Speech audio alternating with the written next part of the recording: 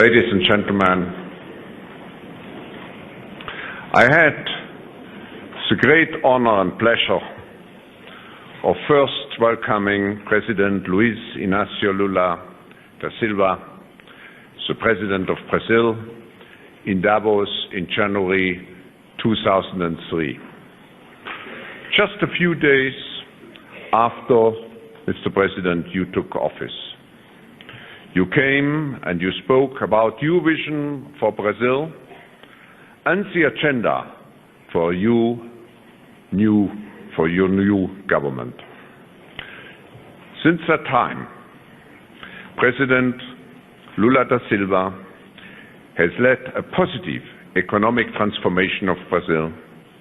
He has stabilized Brazil's economy, and as he has promised, he has worked very hard on behalf of its poorest citizens, fighting against hunger and poverty. Today, 4 years later, we have the great pleasure to welcome you back to Davos, together with a very important ministerial delegation. We have the pleasure to welcome you back at the beginning of your second term in office, after winning just some weeks ago a second round election with an impressive 60% of the electorate. And this time you come when Brazil has very favorable economic conditions with a healthy trade surplus, robust foreign exchange reserves, subdued inflation and falling interest rates.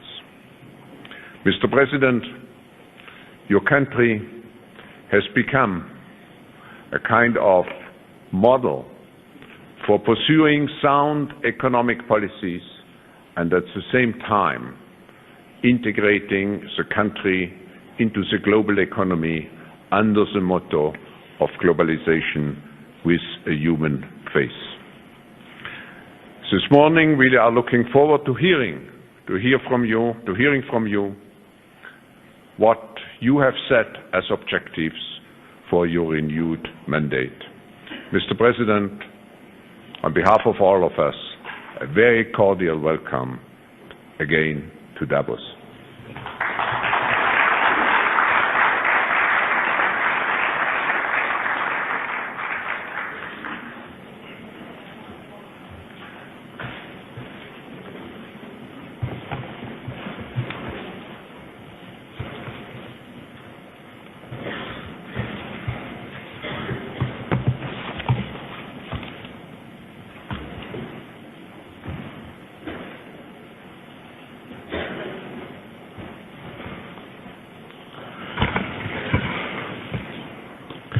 Primeiro eu quero cumprimentar o senhor Klaus Schwab, presidente executivo do Fórum Econômico Mundial.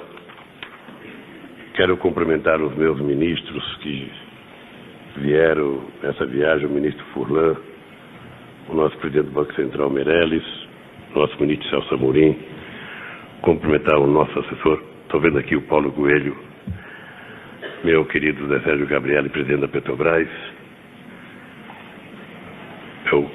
meus amigos e minhas amigas. Eu, na verdade, fiz questão de vir ao Fórum de Davos, quase como se fosse uma necessidade política de falar num fórum em que há 4 anos atrás eu fiz a minha primeira aparição pública no Fórum Internacional. E foi aqui que ganhou destaque a ideia do programa Fome Zero. Um programa que visava minimizar o sofrimento de 11 milhões de famílias que no Brasil ganhavam ou viviam abaixo da linha da pobreza. Terminado o primeiro mandato, eu posso dizer a vocês que, embora não tenhamos feito tudo o que nós gostaríamos de fazer, fizemos muito mais do que já tinha sido feito em qualquer outro momento da história do nosso país em se tratando de política social. Criamos o programa Fome Zero. Dentro do programa Fome Zero, nós criamos o programa Bolsa Família, que hoje atende 11 milhões de famílias. Aquelas que recebem abaixo de $60 por mês per capita recebem um auxílio do governo, com a obrigatoriedade de que as pessoas beneficiadas com programas têm que colocar o filho na escola, a mulher gestante tem que fazer os exames pré-natais e as crianças têm que tomar vacina. Assumimos o compromisso de até 2008 fazermos energia elétrica, levarmos energia elétrica na casa de 12 milhões de brasileiros que não tinham energia elétrica. Já cumprimos metade do programa. No primeiro mandato levamos energia elétrica para 5 milhões de pessoas, ou seja, energia elétrica em que o governo arca com uma despesa, o governo federal com 80%, os estados com 20%, e até 2008 nós iremos terminar no Brasil, ou seja, para evitar que qualquer família possa ficar sem energia elétrica. Ao mesmo tempo, fizemos um programa de reforma agrária, onde atendemos 380 mil famílias, num total de 31 milhões de hectares de terra desapropriados para efeito de reforma agrária. Possivelmente o Brasil nunca tinha conhecido a política de crédito que fizemos para a agricultura familiar, saltando de $1 bilhão de financiamento na agricultura familiar para praticamente $5 bilhões na safra 2006-2007. E também o Brasil nunca tinha conhecido a política de microcrédito que nós fizemos nesses primeiros 4 anos. Bem, acho que a quantidade de empregos formais criada no Brasil, pelo menos nas últimas 2 décadas, a gente não tinha conhecido a criação de 5 milhões de empregos com carteira profissional assinada.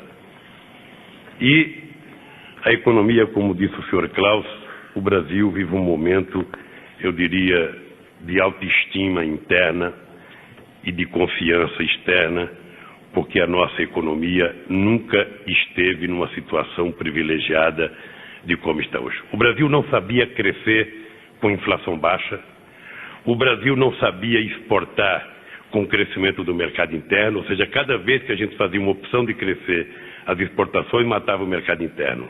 Cada vez que se voltava para o mercado interno, matava as exportações. E o Brasil aprendeu a combinar uma política de crescimento das exportações com o crescimento do mercado interno, controle da inflação com o crescimento econômico, superávit comercial, superávit na conta corrente e reservas, como há muito tempo o Brasil não imaginava que pudesse ter, 87 bilhões de dólares de reservas, o que deixa o Brasil numa situação altamente privilegiada, saldando suas dívidas com o FMI, com o Clube de Paris, ou seja, sem que houvesse nenhum trauma, provando que democracia e seriedade são 2 instrumentos eficazes para que a gente possa fazer as economias crescerem e as populações melhorarem de vida. Mas não foi apenas no Brasil. Houve uma mudança importante na América do Sul nesses últimos 4 anos. O mapa geopolítico da América do Sul mudou. Todos os governantes mudaram nesses últimos 4 anos e todos os governos hoje da América do Sul, com mais ou com mais ênfase, todos, sem distinção, têm compromissos sociais profundos que há muito tempo a nossa querida América não sentia. Por isso, eu sou esperançoso de que nos próximos 4 anos, não apenas o Brasil, mas o continente sul-americano tenha um papel extraordinário. Vocês acompanharam, nós dissemos no começo do mandato que nós íamos trabalharmos para mudar a geografia mundial, a geografia comercial do mundo, e eu espero que a rodada de Doha ela possa garantir que tenha uma mudança substancial, porque não tem outro jeito de acabar com a pobreza se não dermos oportunidade aos países pobres se desenvolverem. É preciso parar com a mania dos países ricos, darem dinheiro para governantes que às vezes nem aplicam o dinheiro corretamente naquilo para que foi destinado. É preciso que o investimento seja em projetos de desenvolvimento, porque isso gera emprego, gera riqueza e gera melhoria na qualidade de vida do povo do continente. O Brasil fez essa opção pela América do Sul, depois o Brasil fez uma opção de nova integração com a África, com a Ásia, criamos o G20, e hoje eu acho que ninguém pode falar em comércio exterior no mundo sem levar em conta a existência da América do Sul, a existência do Brasil, a existência da China, a existência da Índia, porque são países que estão passando por um processo excepcional de transformação. Bem, terminado o primeiro mandato, nós agora não temos mais que ficar apenas falando da coisa que fizemos e temos que dizer agora o que nós queremos fazer. Nesse segundo mandato, nós temos um outro compromisso com o Brasil, com o povo brasileiro e com a América do Sul. Primeiro, vamos continuar trabalhando fortemente para a criação de uma comunidade sul-americana de nações. Nós estamos convencidos que a América do Sul vai ter que se integrar cada vez mais. Para isso, precisamos de uma boa política, de bons projetos e de boas políticas de integração. Não haverá integração sem ferrovias, sem rodovias, sem pontes, sem telecomunicações, sem integração aérea. Não haverá. Então é preciso que haja, da nossa parte, a construção de projetos que permitam o mundo enxergar de que não estamos apenas fazendo discurso quando falamos de integração, mas estamos concretizando com projetos concretos obras que podem qualificar para o mundo a verdadeira integração, como a rodovia que estamos financiando no Peru, ligando o Brasil ao Oceano Pacífico, passando pelo Peru, uma estrada de quase 1.800 quilômetros. Pois bem, nesse segundo mandato, nós começamos o ano lançando um programa de desenvolvimento para o Brasil. Um programa de desenvolvimento que leva em conta 3 aspectos. O primeiro aspecto são mudanças na política econômica, sobretudo na área de desoneração de vários setores da economia. Um segundo momento, que bom que de vez em quando eu me lembro. Um segundo momento são medidas que estamos enviando ao Congresso Nacional para desobstruir os marcos regulatórios para garantir que o Brasil tenha mais facilidade de colocar em prática os seus projetos. E o terceiro, uma definição de desenvolvimento regional, levando em conta as particularidades de cada região do país, para que a gente possa, no que diz respeito a estradas, a rodovias, a ferrovias, a portos,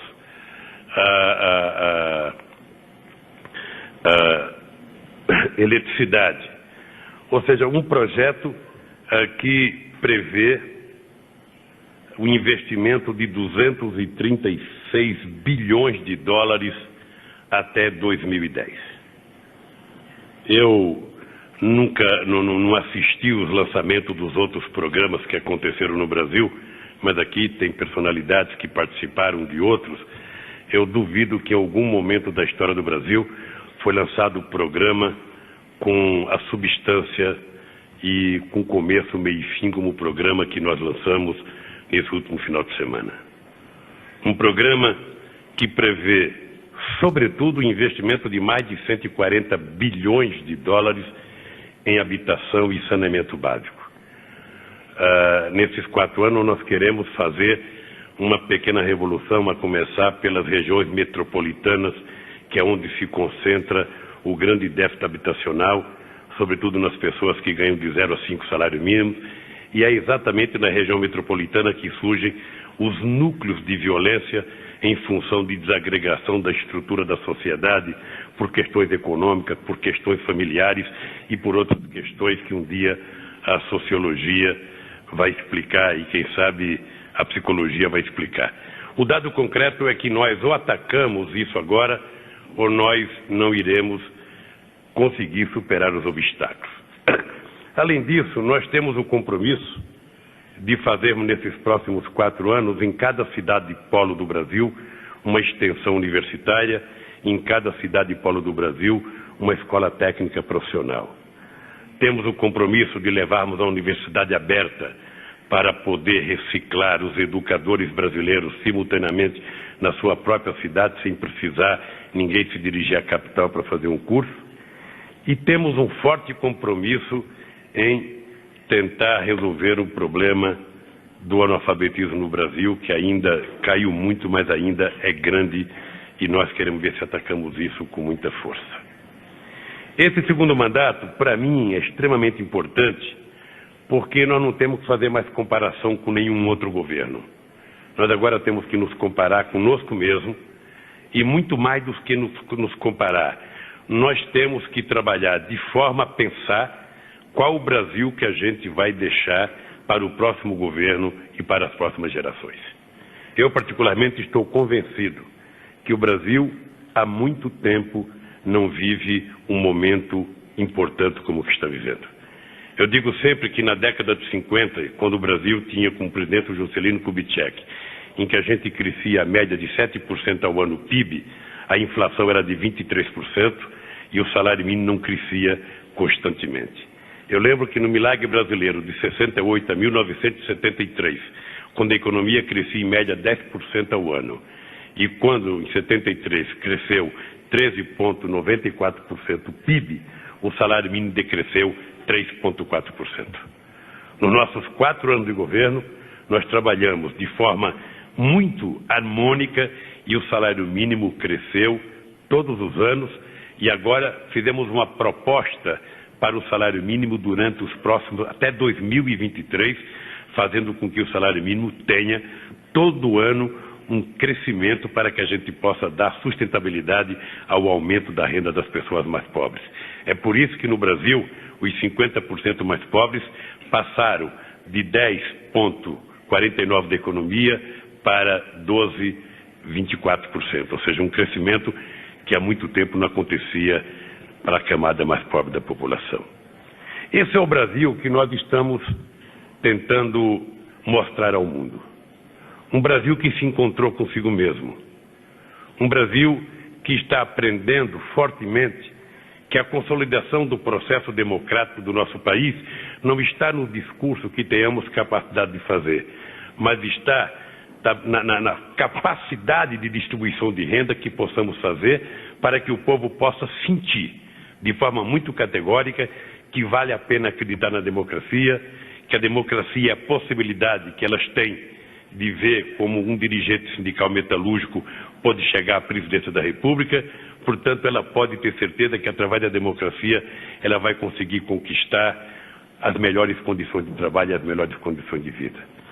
Eu gostaria, e já pedi ao Meirelles, já pedi ao Guido, já pedi ao nosso companheiro Guido Mantega, que acho que eu não falei no nome dele aqui na hora que eu cheguei, no Furlan, para que a gente convoque os empresários europeus, americanos, ingleses, os empresários japoneses, para ir de perto, a partir do mês de fevereiro, mês de março, mês de abril, conhecer de perto o nosso programa de aceleração da economia.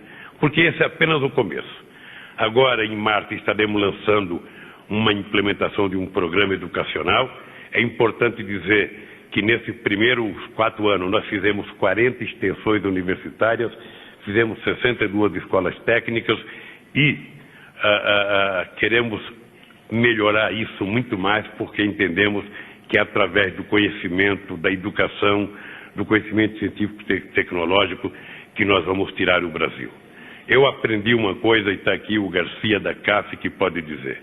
Eu tenho dito a todos os dirigentes sul-americanos, nós precisamos parar de viajar o mundo chorando a nossa miséria e encontrando o culpado pela nossa desgraça. Nós precisamos entender que nossa gente interna tem responsabilidade com o que aconteceu na América do Sul e no Brasil. Muitas vezes a responsabilidade é nossa, e ao invés de ficarmos procurando outras pessoas, outros culpados, nós temos que dizer o que nós queremos fazer. Assumir compromissos soberanos com o nosso povo e fazê-lo sem medo de errar. É por isso que eu não poderia deixar de vir aqui, para dizer para vocês que o Brasil definitivamente encontrou o caminho de se transformar um país sério, um país respeitado no mundo e um país que aprendeu a andar de cabeça erguida, que não pede favores, exige direitos. E é por isso que nós estamos brigando, junto com o G20, para que os países ricos adquiram a consciência de que, se não houver um acordo na rodada de Doha, não adianta ocupar o Iraque, não adianta tentar achar que as guerras que acontecem pelo mundo serão resolvidas, sabe, com ajuda financeira de quando em quando. É na possibilidade do crescimento econômico, da geração de emprego, da distribuição de renda, que nós vamos viver no mundo tranquilo. Eu queria terminar dizendo a vocês que nós criamos o biodiesel, está aqui o presidente da Petrobras, nós estamos com um programa forte no Brasil. A partir de janeiro de 2008, todo o óleo diesel do Brasil terá 2% de biodiesel. Em 2013, que nós vamos antecipar para 2010, nós teremos 5%. E não há por que a indústria automobilística brasileira não começar a pensar a produzir um motor totalmente a diesel, porque não há nenhuma razão para que a gente não use biodiesel. O biodiesel gera emprego, gera renda, gera desenvolvimento, e o nosso programa poderia ser um exemplo a ser financiado pelos países ricos, aos países africanos e aos países da América Central.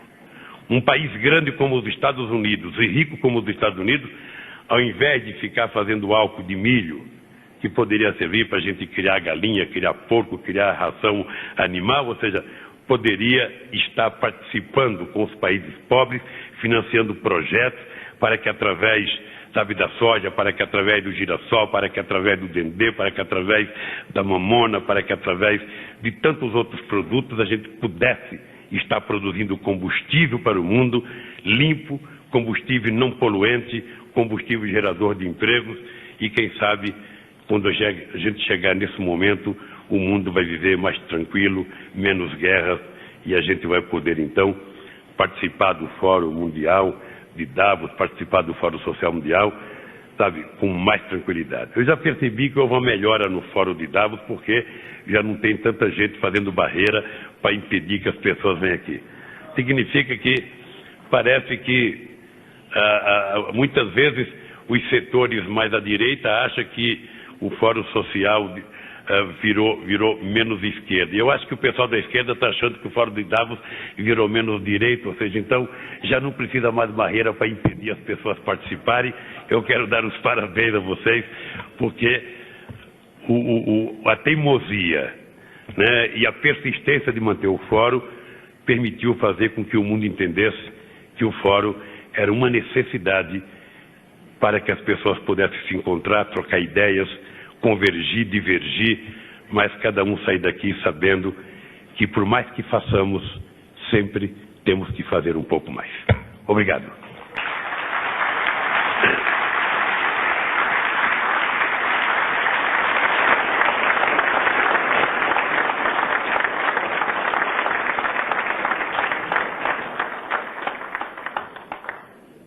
Thank you very much, Mr. President. I think we were all impressed by the passion which you put behind a clear vision for the future of Brazil. I also want to acknowledge the presence again of the strong delegation from Brazil.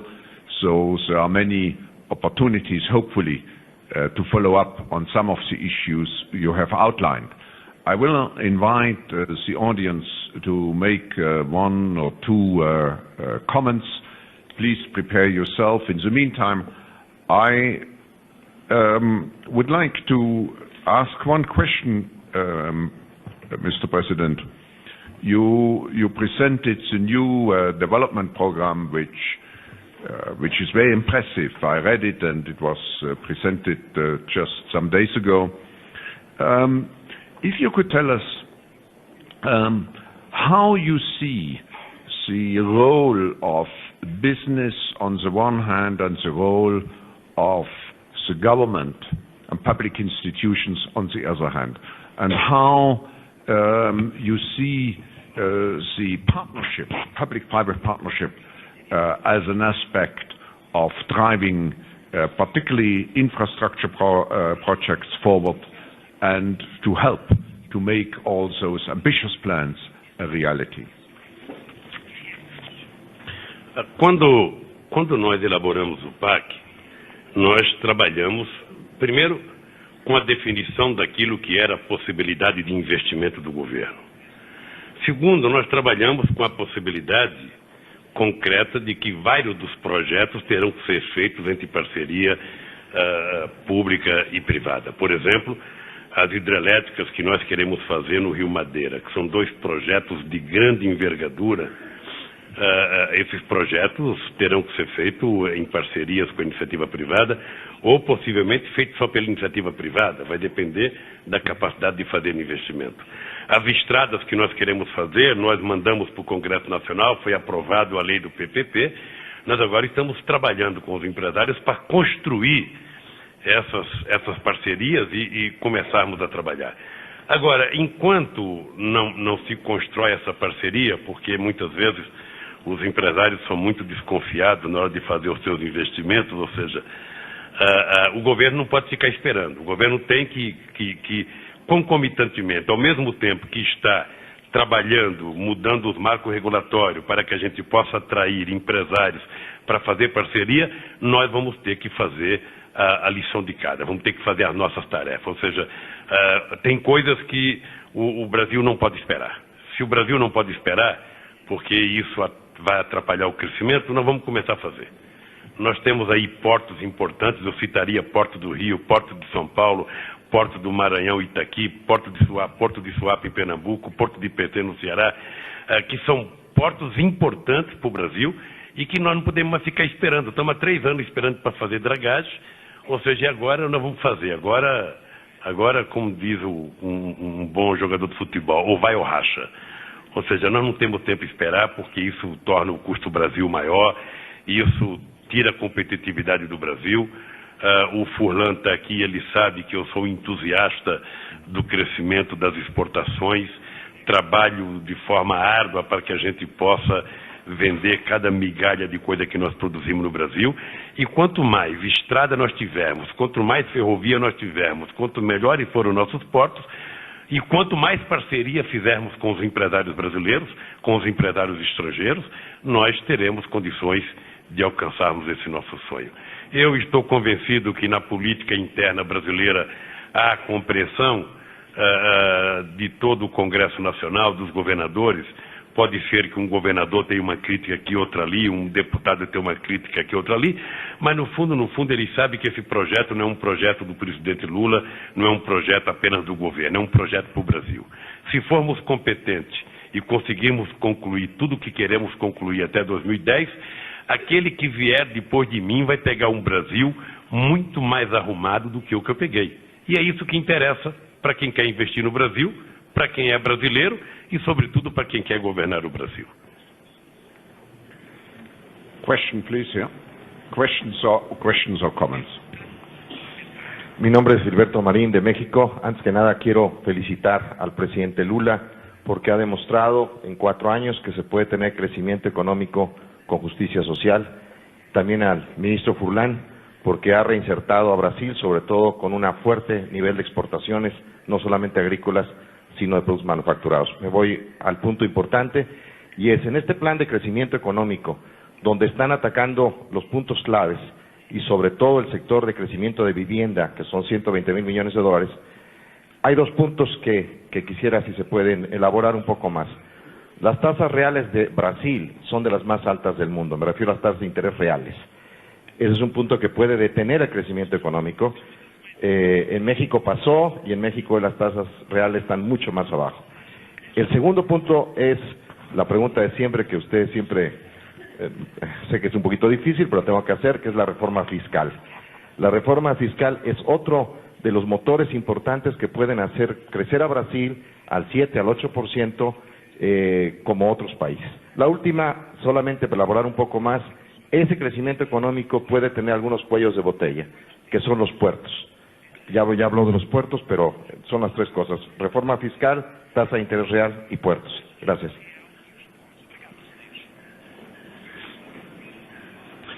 Olha, eu vou começar pela taxa de juros.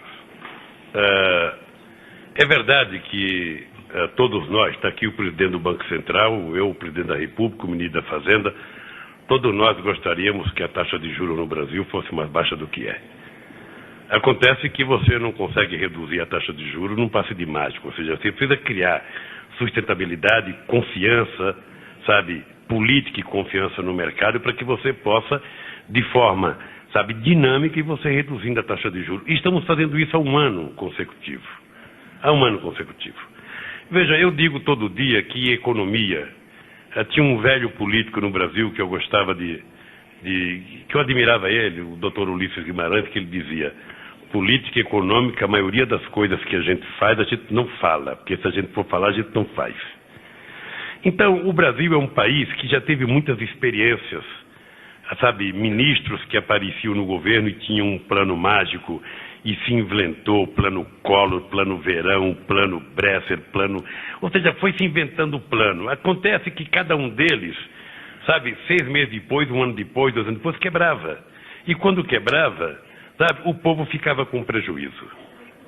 Sabe, eu tenho dito, desde que tomei posse, que não há mágica em economia. Em economia há seriedade.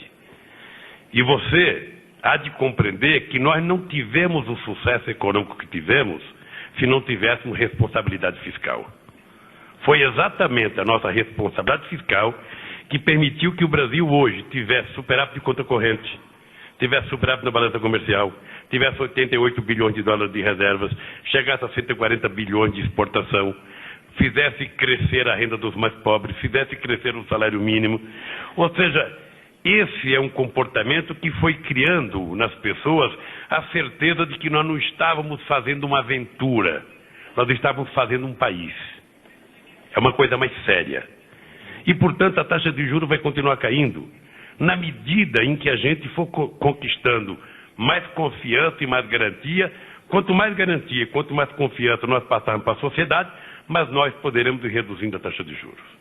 É importante lembrar também que uma boa parte do dinheiro, sobretudo os grandes empresários, e eu estou vendo alguns aqui, brasileiros, ou seja, sabe que não é a taxa Selic que norteia o financiamento deles. Ou seja, aqueles maiores conseguem pegar financiamento em dólares a um preço muito mais barato, aqueles que não conseguem, que não querem em dólar, vão no BNDES e pega juros hoje a um preço muito barato, que é o grande banco de financiamento da indústria brasileira.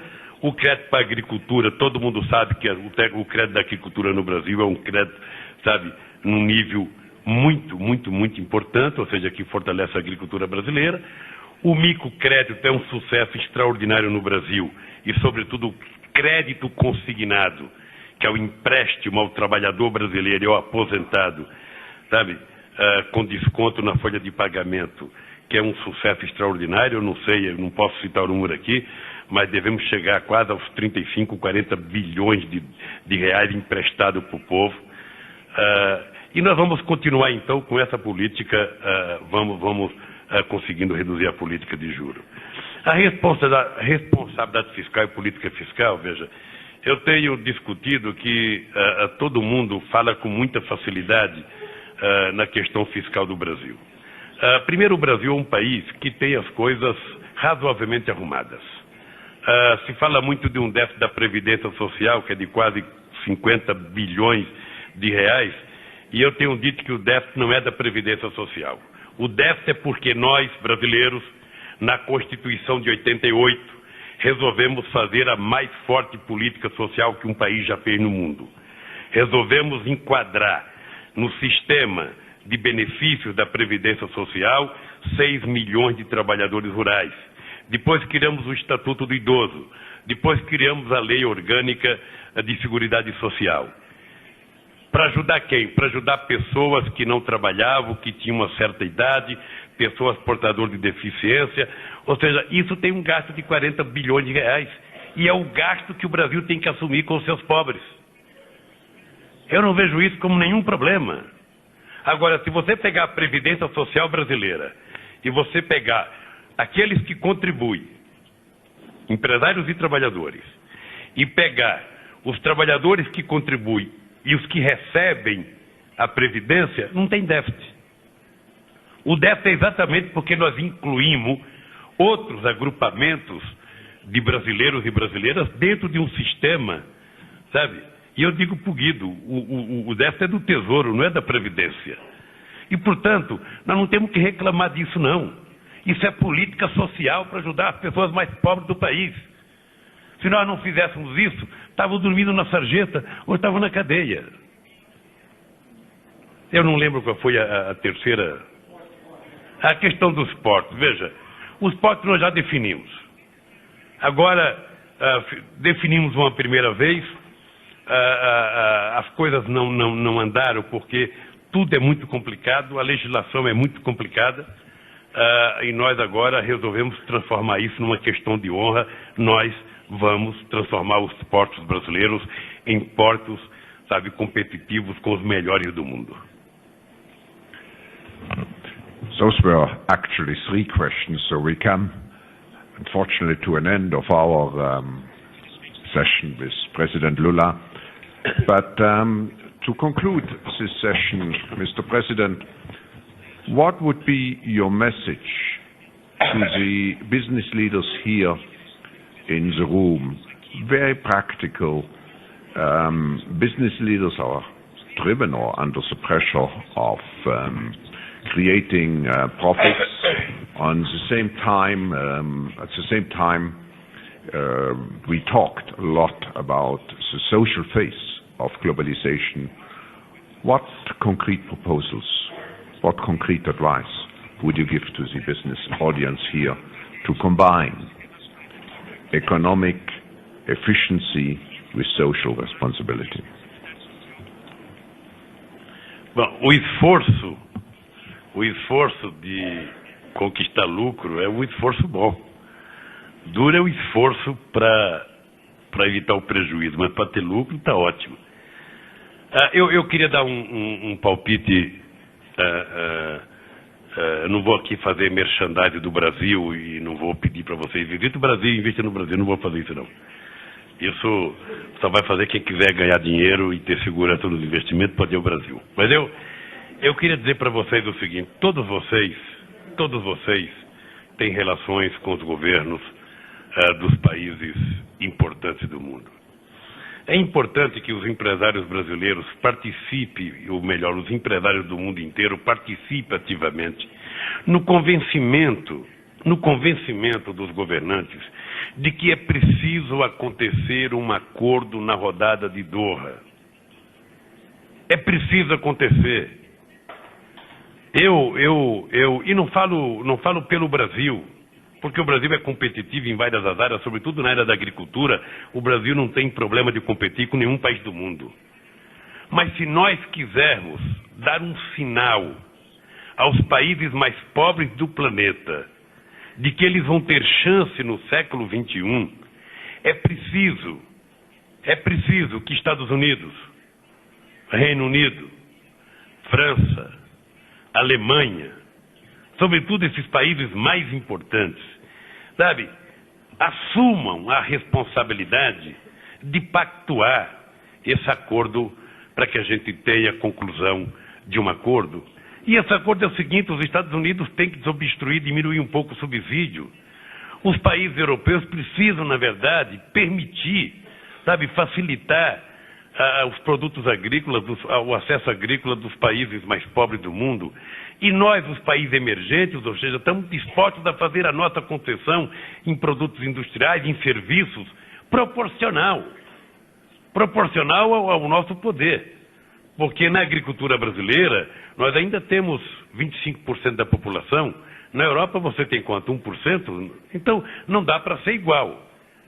Mas se a gente quiser evitar o terrorismo e o crescimento do crime organizado, creiam, a rodada de Doha é um caminho. Ela pode ser o caminho da esperança, sabe, de milhões de seres humanos que aguardam um gesto nosso. Eu, ano passado, liguei ao presidente Bush, liguei ao presidente Chirac, liguei para o primeiro-ministro Tony Blair, falei com a primeira-ministra da Alemanha, falei com o Zapatero, ou seja, não falei com Deus porque, sabe, eu acho que Deus já fez demais por nós. Agora as pessoas precisam ter sensibilidade. O que a gente não gasta num acordo comercial, a gente gasta depois numa guerra como do Iraque. uma guerra sem fim. Então é preciso que a gente tenha acessibilidade para isso. Então esse é o apelo que eu queria fazer aos empresários. Sabe, discutam com seus governantes e peçam para que eles tenham acessibilidade nesse momento e vamos fechar um acordo. Posso dizer para vocês que o Brasil cumprirá com a sua parte. O Brasil fará as concessões dentro das suas possibilidades e convencerá o G20 a fazer para que os países ricos façam as suas. Agora é preciso que a Europa e que os Estados Unidos se entendam, porque senão não tem acordo.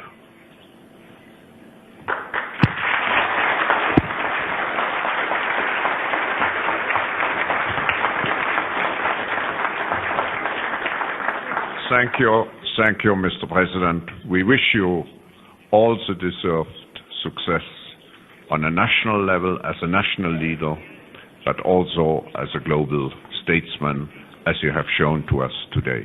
Thank you for your presence.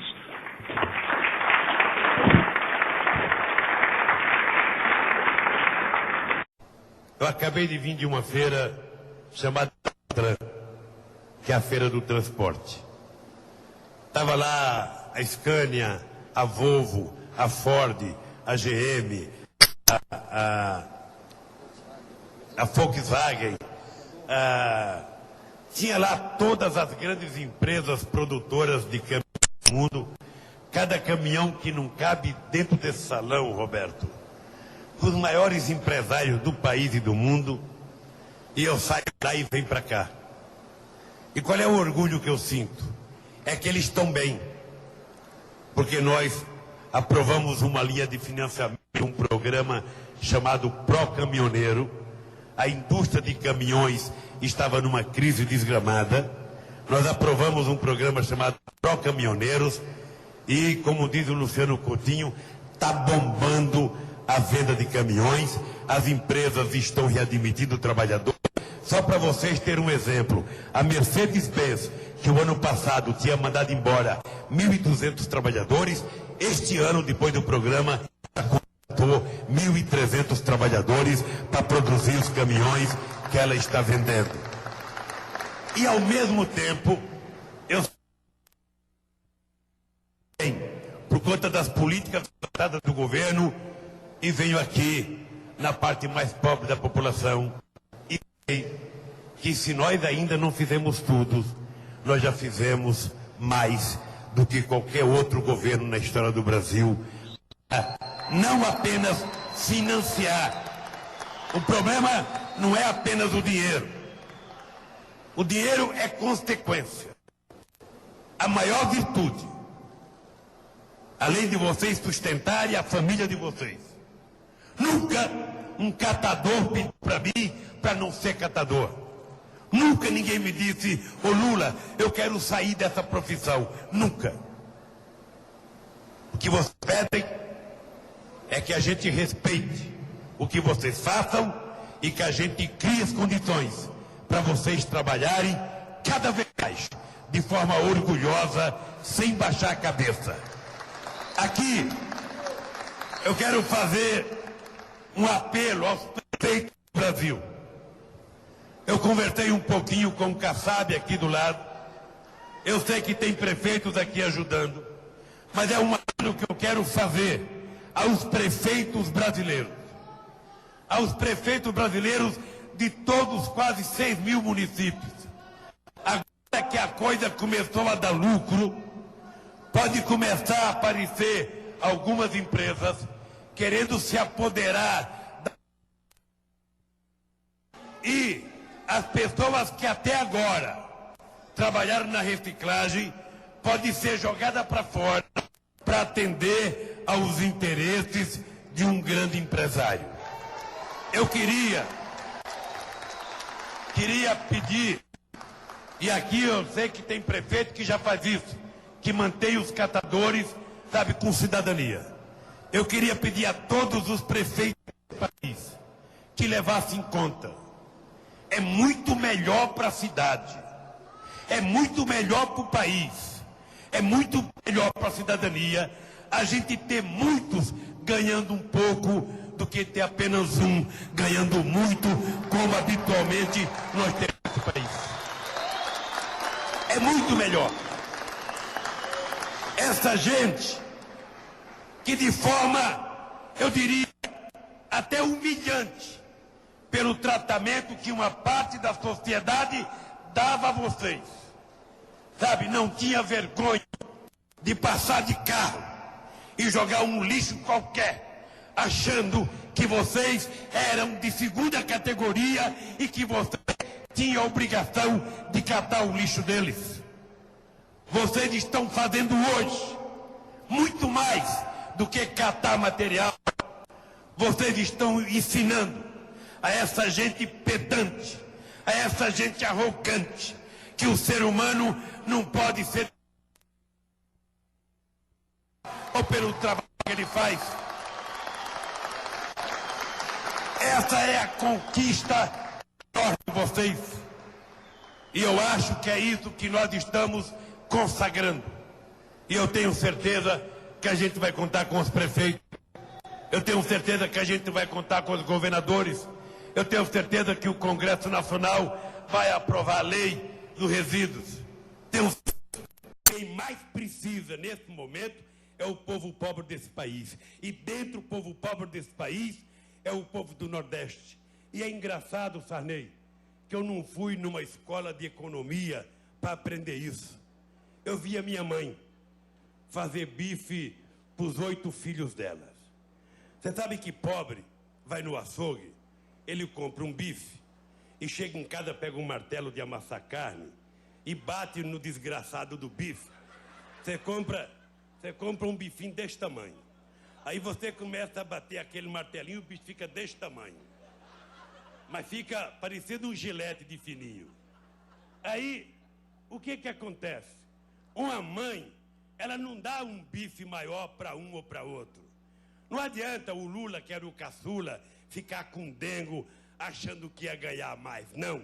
A mãe, ela dá para todos o mesmo pedaço e o mesmo tamanho. Ninguém vai comer 2 se não tiver 2 para todo mundo.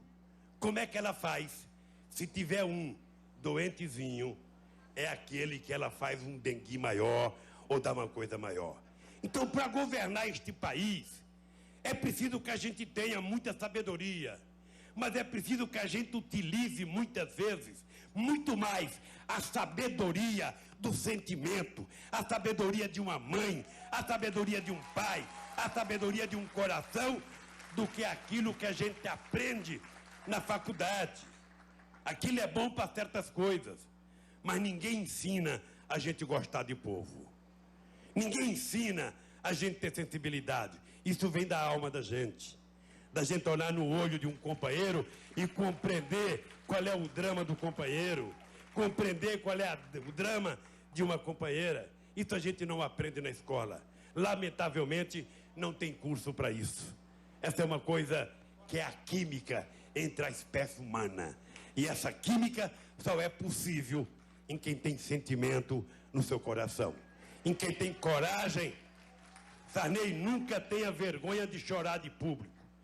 Um dos sentimentos mais puro que um ser humano pode ter é não ter vergonha de dizer que ele está emocionado e está chorando por conta das emoções dele. O marido, ele pensa que conhece a casa, mas quando a mulher não está em casa, se ele tivesse que fazer um café, ele não sabe onde está o pó, não sabe onde está o açúcar, não sabe onde está o bule, não sabe onde está o coador. E eu traduzia para que o povo entendesse com mais facilidade aquilo que era a arte do que eu queria fazer se ganhasse as eleições para presidir esse país. Finalmente, eu perdi 89,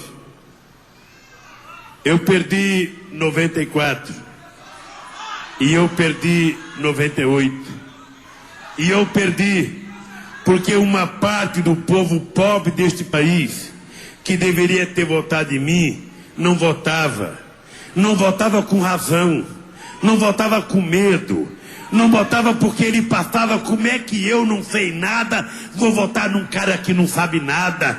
Como é que eu vou votar num cara que só tem o diploma primário, que é um metalúrgico, um sindicalista? Eu lembro uma vez aqui em Casa Amarela, visitando um barraco, a mulher falou: eu não vou votar em você, Lula, porque você vai tomar tudo que eu tenho. E eu olhava pro barraquinho dela e eu falava: pelo amor de Deus, o que eu vou tomar dessa mulher? Ela não tem nada, como é que ela tem medo de mim? Eu cheguei em casa, Eduardo, contei pra Marisa. Falei: Marisa, eu tô assustado, porque eu fui num barraco de uma pessoa que não tinha nada, e essa pessoa que eu queria ajudar tem medo de mim. Tem medo. Ela não confia no que eu falo, e ela tem medo que eu vá tomar as coisas dela. E a Marisa falava: Lula, não desanima, continua, que um dia você vai convencer. E isso aconteceu em 2002. Aconteceu.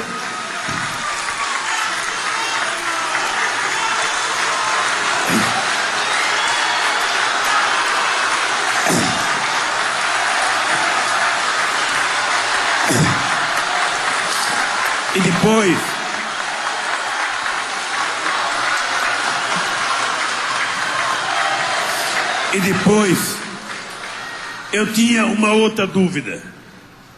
Eu ganhei as eleições, e aí eu comecei a ficar preocupado. Qual era a preocupação? Será que eu tenho condições de governar esse país? Será que eu vou conseguir dar conta do recado? Eu tinha vezes que eu deitava com a Marisa lá no Palácio Alvorada, eu falava: Marisa, será que é verdade que a gente está aqui? Nós estamos dormindo nesse quarto que dormiu tantos presidentes, nessa cama, Marisa, será que é verdade? E aí aconteceu quase que uma coisa sagrada para mim. Eu descobri que eu tinha que provar a mim mesmo que eu tinha competência, e eu tinha que provar a mim mesmo que eu não podia falhar, porque se eu falhasse, não era o Lula que tinha falhado, porque se eu falhasse sozinho, não tinha importância nenhuma, acabou o Lula, vem outro. É que se eu falhasse, quem falhava seria a classe trabalhadora, seriam os pobres desse país, que iriam provar que não tinham competência para governar. E aí, tomei como decisão não falhar. E trabalhei. Eu duvido que tenha um presidente da República deste país que tenha trabalhado o tanto que eu trabalhei, que tenha viajado o tanto que viajei, que tenha cumprimentado as pessoas o tanto que eu cumprimentei.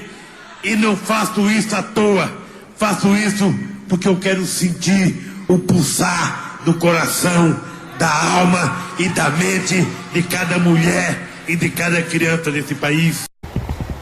É a cadeira deles. Dizem que essa cadeira foi, o modelo dela diz que foi feito pela NASA. Ela é confortável. Bem, dizem que aqui eu recebo, eu mantive, o pessoal queria comprar um sofá novo. Eu nem sei se é verdade, mas dizem que esses móveis foram utilizados por Getúlio Vargas. Dizem. Também eu não sei se é verdade ou não, mas de qualquer forma eu preferi mantê-los ao invés de colocar móveis novos. Então, aqui nós recebemos autoridades. Esse globo terrestre é meu, fui eu que trouxe, portanto eu vou levá-lo quando eu for embora. Eu adoro ficar ouvindo, vendo o globo, para ter noção do mundo. Vendo o globo que o senhor diz é o globo terrestre. Esse né? globo terrestre. Não é o jornal. Isso aqui, pimenta para tirar o atalho, ou seja, para pessoas aqui que for pessoas agoretas, Já sai. Embora. Os vidros são blindados? São blindados. Do Palácio inteiro não, só do Não, gabinete. só a parte da presidência blindada.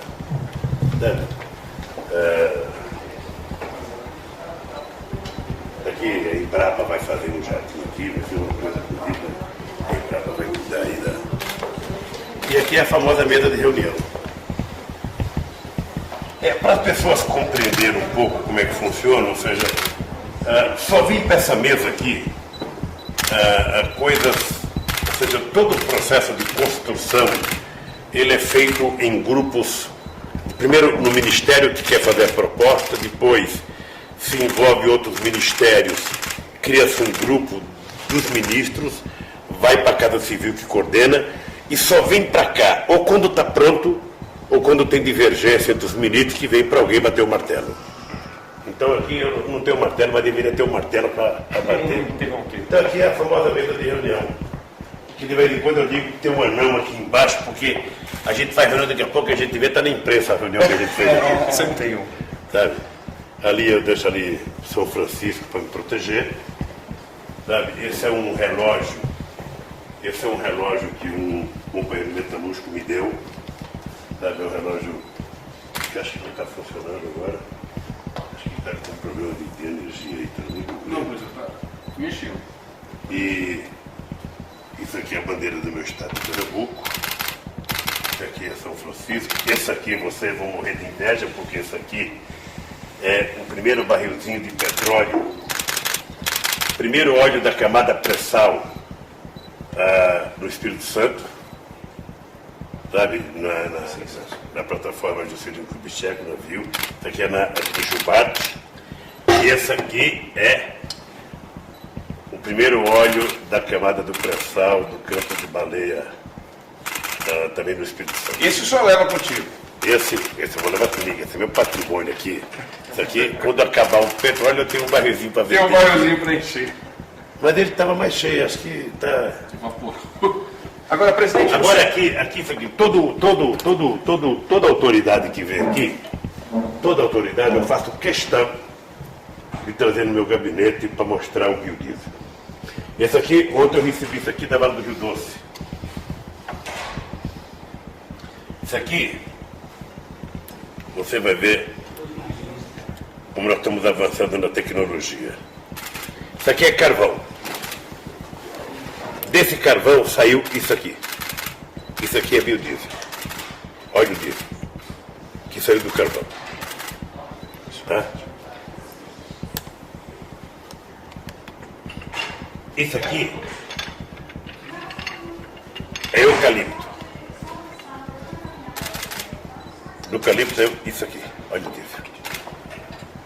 Então o Brasil tem uma revolução preparada para o mundo assistir e participar, que é a revolução dos biocombustíveis. Ninguém tem a quantidade de terra, a quantidade de sol, a quantidade de águas que o Brasil tem. Então, quem viver, vocês são muito jovens, daqui 20 ou 30 anos, sabe, esse país será uma coisa... Meus netos vão ver. Esse país será irreversível. Sabe? Eu acho isso aqui mais importante do que o carro elétrico, porque isso aqui gera emprego. Isso aqui gera emprego. Ontem o cara pegou, ontem eu tive com o Rogério, vou até fazer para vocês aqui uma experiência aqui. Pega um pires aí no meu. Isso aí, do copo aí, ó. Um copo. Não, mas esse é de plástico. Embaixo é metal.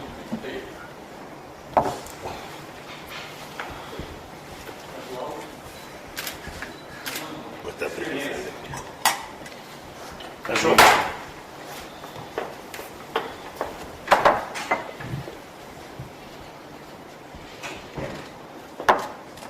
Assim, tem algum fumante aí? Outra coisa, desde janeiro que eu parei de fumar. Parabéns. Estou firme e forte aqui. Precisa de fogo? É lógico. Eu não tenho. Quer dizer, o senhor quer isqueiro ou cigarro? Não, isqueiro, meu filho. Parou de fumar. Para você ver um óleo diesel que não sai fumaça preta. Esse aqui para mim acho que o Brasil se descobriu enquanto nação e a autoestima. Você sabe que eu viajo muito, a primeira pergunta que eu faço para os presidentes é o seguinte: você tem petróleo? Não. Quanto você gasta de petróleo por ano? 3, 4 bilhões. Por que você não faz álcool? E compra carro flexível? Você vai gerar emprego, você vai sequestrar carbono, você vai... Eu não quero me queimar aqui. Pegou. Ó, Fumaça branca. isso é uma queima de óleo diesel feita de carvão. Não tem cheiro, cara. Cheira lá, Gilberto.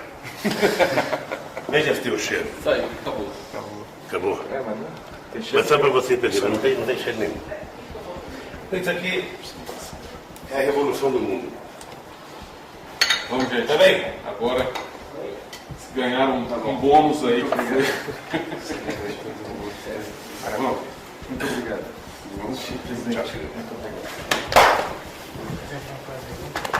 Você já tem idade de trabalhar, porra? Não é trabalho Menor infantil, não? aprendiz. Hein? Menor aprendiz. Presidente, muito obrigado. Parabéns, viu? Tá, presidente. Vamos pegar uma foto. Essa é para entrar para a história. Para poder mostrar para a mamãe, dizer, mamãe, eu estive lá, um homem.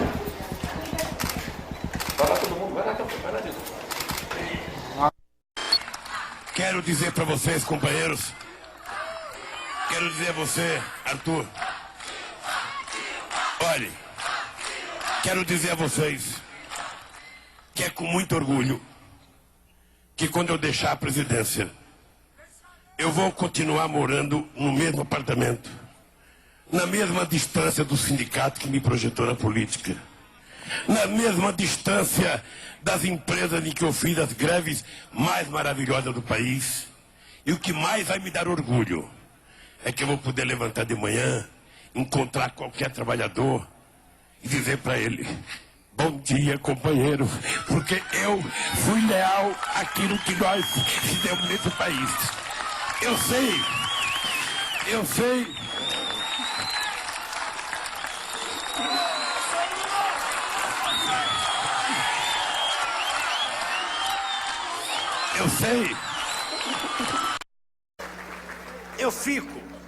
Eu fico me deleitando, Frank Martins, porque as pessoas fazem um esforço muito grande, porque as pessoas sabem que é. As pessoas sabem que esse governo é bom. As pessoas sabem que esse governo cuidou de coisas que outros não cuidaram. As pessoas sabem que o Brasil mudou de patamar. Eles sabem, porque eles leem jornal estrangeiro, que antigamente eles copiavam quando falava mal de nós. Deu no New York Times, o Brasil não vai para frente. Agora que deu no New York Times que o Brasil vai para frente, não querem nem dar notícia. Eles sabem. Mas eles fingem que não parece. Então vamos levando a vida. Vamos levando a vida. Faltam 9 meses para terminar o mandato. Eu tenho que trabalhar que nem um desgraçado ainda. Sabe? E quem quiser me derrotar vai ter que trabalhar mais do que eu. Vai ter que trabalhar mais do que eu. Nego.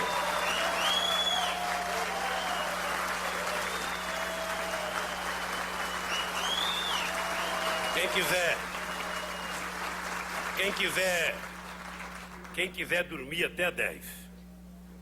Quem quiser achar que tem que fazer relação com um formador de opinião pública, vai me derrotar, vai ter que botar o pé no barro. Vai ter que viajar esse país. Vai ter que correr. Porque as pessoas têm que aprender que este país não aceita mais ser tratado como se fosse um país de segunda classe. O povo brasileiro não é um povo menor. O povo brasileiro está aprendendo a ter orgulho. Houve um tempo que nesse país, cerveja de qualquer lugar, mesmo que fosse da Ilha Seychelles, tinha mais valor do que a nossa. É brasileiro, não presta. Não era assim, caramba? Esse país está aprendendo a gostar de si próprio. Esse país está... Eu acho engraçado porque eu fui a Israel. Não estava nem na minha agenda. Nem os israelenses pediram para eu visitar o túmulo do criador do sionismo. Mas nem os israelenses pediram. Alguns jornais aqui no Brasil ficaram incomodados porque eu não tive de visitar uma coisa que nem Israel queria. E ainda dizia o quê? Que o Lula está se metendo, o que ele pensa que é? Discutir crise internacional. Se coloca no seu lugar, baixinho. eu sou baixinho, mas o povo brasileiro não é. O povo brasileiro é muito grande.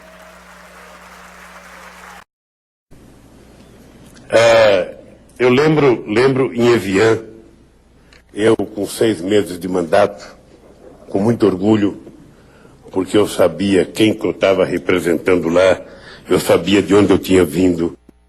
E nós chegamos na reunião, já estavam lá quase todos os presidentes da República, faltava chegar apenas o presidente dos Estados Unidos. E nós estávamos sentados numas mesinhas, no hotel que ia ser a reunião. Aí quando o Bush entra, todo mundo levanta. Eu falei pro Celso, vamos ficar sentados. Ninguém levantou quando eu cheguei. Sabe, qual é a subserviência da gente levantar porque chegou o presidente dos Estados Unidos? E não era arrogância não, era apenas respeito. O Kofi Annan estava conosco, ficou muito incomodado, não sabia se sentava ou se levantava, mas... E, humildemente, o Bush foi lá na nossa mesa, nos cumprimentou e sentou conosco. Não aconteceu nada de anormal. O anormal seria se nós tivéssemos levantado, sabe, como habitualmente as pessoas faziam. Essa é uma coisa que me marcou muito. A outra coisa que marcou a diplomacia brasileira era a quantidade de críticas que a gente recebia quando a gente ia para a África. Eu vi aqui que a nossa premiada aqui está no Gabão. Você não sabe quanta crítica nós recebemos porque fomos ao Gabão. Porque as pessoas estavam acostumadas de que diplomacia a gente tinha que ir para Nova York, para Washington, para Paris, para Londres, para Roma, para Madrid, para Buenos Aires, que era muito importante, ou para o Paraguai, que tinha conflitos políticos conosco. Mas a África era descabido. O que um presidente vai fazer para a África? Pois bem, eu vou terminar o meu mandato visitando 20 estados. Vendo mais 20 que eu deveria visitar e que eu espero visitar quando não for mais presidente da República. Eu lembro em Evian, eu com 6 meses de mandato, com muito orgulho, porque eu sabia quem que eu estava representando lá, eu sabia de onde eu tinha vindo. E nós chegamos na reunião, já estavam lá quase todos os presidentes da República, faltava chegar apenas o presidente dos Estados Unidos. E nós estávamos sentados numas mesinhas, no hotel que ia ser a reunião. Aí quando o Bush entra, todo mundo levanta. Eu falei pro Celso, vamos ficar sentados. Ninguém levantou quando eu cheguei. Sabe, qual é a subserviência da gente levantar porque chegou o presidente dos Estados Unidos? E não era arrogância não, era apenas respeito. O Kofi Annan estava conosco, ficou muito incomodado, não sabia se sentava ou se levantava, mas... E, humildemente, o Bush foi lá na nossa mesa, nos cumprimentou e sentou conosco. Não aconteceu nada de anormal. O anormal seria se nós tivéssemos levantado, sabe, como habitualmente as pessoas faziam. Essa é uma coisa que me marcou muito. A outra coisa que marcou a diplomacia brasileira era a quantidade de críticas que a gente recebia quando a gente ia para a África. Eu vi aqui que a nossa premiada aqui está no Gabão. Você não sabe quanta crítica nós recebemos porque fomos ao Gabão. Porque as pessoas estavam acostumadas de que diplomacia a gente tinha que ir para Nova York, para Washington, para Paris, para Londres, para Roma, para Madrid, para Buenos Aires, que era muito importante, ou para o Paraguai, que tinha conflitos políticos conosco. Mas a África era descabido. O que um presidente vai fazer para a África? Pois bem, eu vou terminar o meu mandato visitando 20 estados. Vendo mais 20 que eu deveria visitar e que eu espero visitar quando não for mais presidente da República. Atenção! Dentro de 5 segundos, assista ao último pronunciamento oficial do presidente Luiz Inácio Lula da Silva.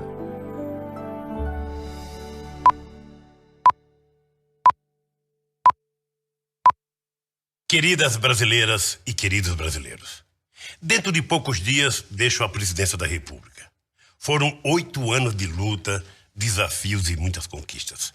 Mas, acima de tudo, de amor e de esperança no Brasil e no povo brasileiro. Com muita alegria, vou transmitir o cargo à companheira Dilma Rousseff, consagrada nas urnas em uma eleição livre, transparente e democrática.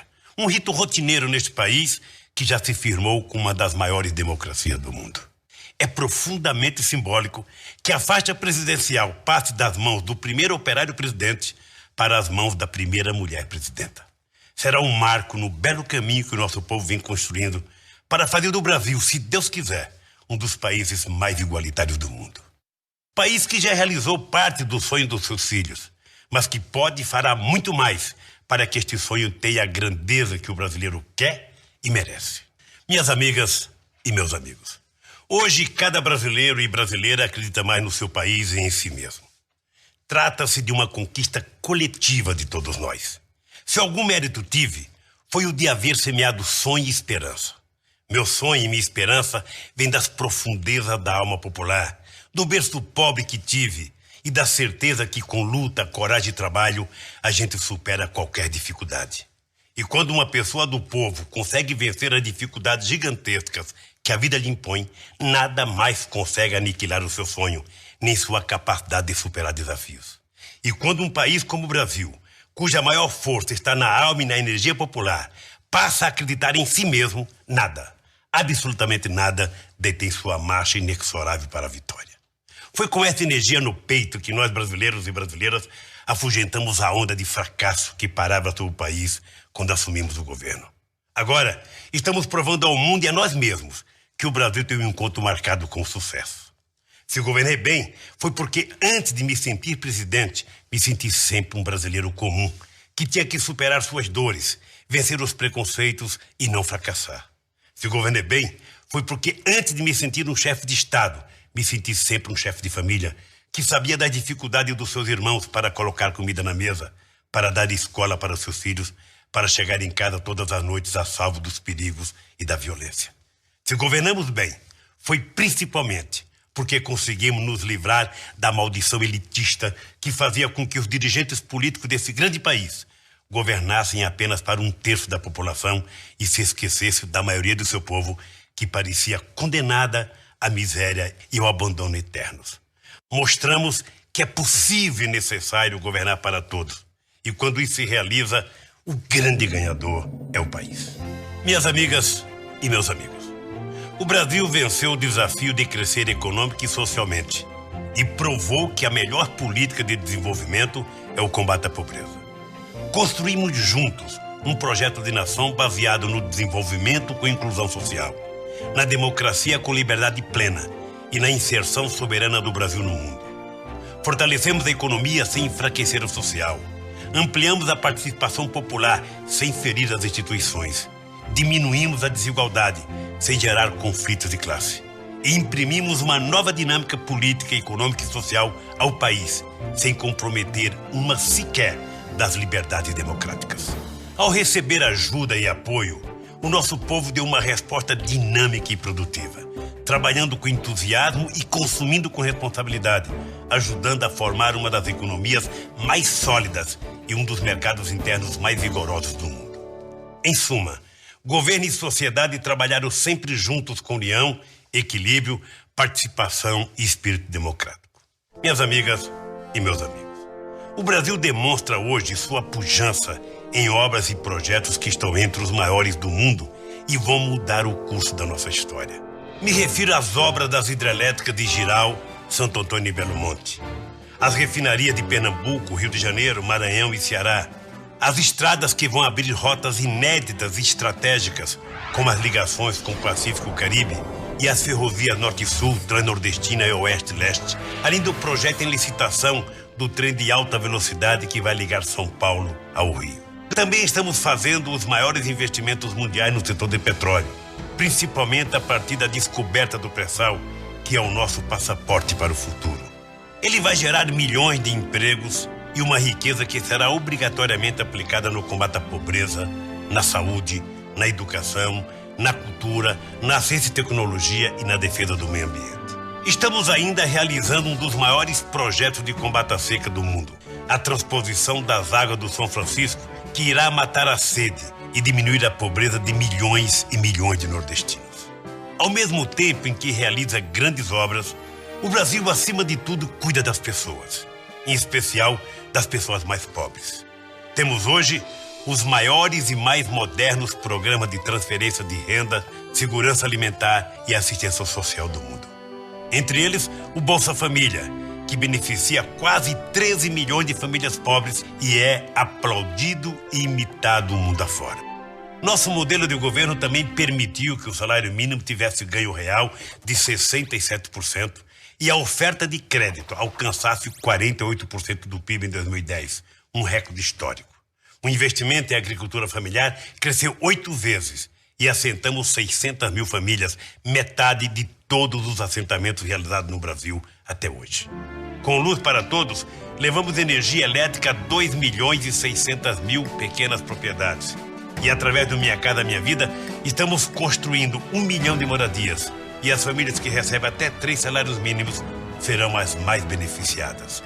Na área da saúde, tivemos vários avanços como o SAMU, o Brasil Sorridente e as unidades de pronto atendimento, as UPAs, que estão sendo construídas Brasil afora. Triplicamos o investimento em educação, elevando a qualidade do ensino em todos os níveis. Inauguramos 214 escolas técnicas federais, mais do que foi feito em 100 anos. E implantamos 14 novas universidades e 126 novas extensões universitárias em todas as regiões do país. O ProUni beneficiou 750 mil jovens de baixa renda com bolsas universitárias. Meus amigos e minhas amigas, há muitos outros motivos que reforçam nossa confiança no futuro do Brasil. Temos quase 300 bilhões de dólares de reservas internacionais próprias, 10 vezes mais do que tínhamos no início do nosso governo. Nossa taxa média anual de crescimento dobrou. Agora, em 2010, por exemplo, vamos ter um crescimento recorde de quase 8%, um dos maiores do mundo. E outras 4 grandes conquistas provam, com força simbólica e concreta, que nosso país mudou de patamar e também mudou de atitude. Geramos 15 milhões de empregos, um recorde histórico. E hoje começamos a viver um ciclo de pleno emprego. Promovemos a maior ascensão social de todos os tempos, retirando 28 milhões de pessoas da linha da pobreza e fazendo com que 36 milhões entrassem na classe média. Zeramos nossa dívida com o Fundo Monetário Internacional e agora é o Brasil que empresta dinheiro ao FMI. E, ao mesmo tempo, reduzimos como nunca o desmatamento na Amazônia. A minha maior felicidade é saber que vamos ampliar todas essas conquistas. Minha fé se alicerça em 3 fundamentos: as riquezas do Brasil, a força do seu povo e a competência da presidenta Dilma. Ela conhece como ninguém o que foi feito e como fazer mais e melhor. Tenho certeza de que Dilma será uma presidenta à altura deste novo Brasil, que respeita o seu povo e é respeitado pelo mundo. Este país, que depois de produzir seguidos espetáculos de crescimento e inclusão, vai sediar os 2 maiores eventos do planeta, a Copa do Mundo e as Olimpíadas. Este país que reduziu a desigualdade entre as pessoas e entre as regiões e vai seguir reduzindo-a muito mais. Este país que descobriu que não há maior conquista do que recuperar a autoestima do seu povo. Queridas brasileiras e queridos brasileiros, quero encerrar com um pedido enfático e um agradecimento profundo. Peço a todos que apoiem a nova presidenta, assim como me apoiaram em todos os momentos. Isso também significa cobrar, na hora certa, como vocês souberam me cobrar. A cobrança foi um estímulo para que a gente quisesse fazer sempre mais. E o amor de vocês foi a minha grande energia e o meu principal alimento. Agradeço a vocês por terem me ensinado muitas lições e por terem me fortalecido nas horas difíceis e ampliado a minha alegria nas horas alegres. Saio do governo para viver a vida das ruas. Homem do povo que sempre fui, serei mais povo do que nunca, sem renegar o meu destino e jamais fugir à luta. Não me perguntem sobre o meu futuro, porque vocês já me deram um grande presente. Perguntem sim pelo futuro do Brasil e acreditem nele, porque temos motivo de sobra para isso. Minha felicidade estará sempre ligada à felicidade do meu povo. Onde houver um brasileiro sofrendo, quero estar espiritualmente ao seu lado. Onde houver uma mãe e um pai com desesperança, quero que minha lembrança lhes traga um pouco de conforto. Onde houver um jovem que queira sonhar grande, peço-lhe que olhe a minha história e veja que na vida nada é impossível. Vivi no coração do povo e nele quero continuar vivendo até o último dos meus dias. Mais que nunca, sou um homem de uma só causa e esta causa chama-se Brasil. Um Feliz Natal e um próspero Ano Novo e muito obrigado por tudo.